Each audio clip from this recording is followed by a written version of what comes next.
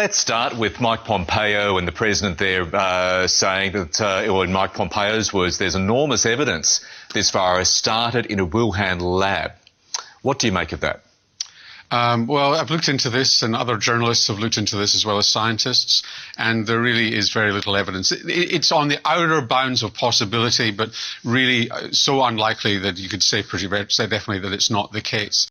Hey, Norman, I just want to talk about a story that's come up in the Wall Street Journal, some big sort of investigations into the origin of coronavirus and the connection to a Wuhan lab. What can you tell us?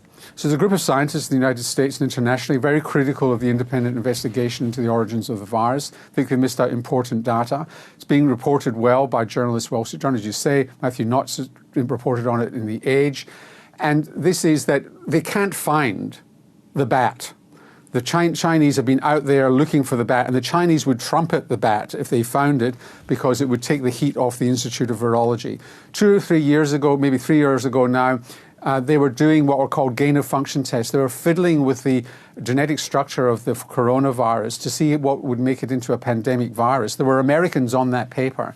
And there's indications that virologists in the Wuhan Institute got sick in November with an illness. So there are increasing signs that the Institute of Virology may well be the source. And interesting, Professor Raina McIntyre at the University of New South Wales has always said this is a likely possibility.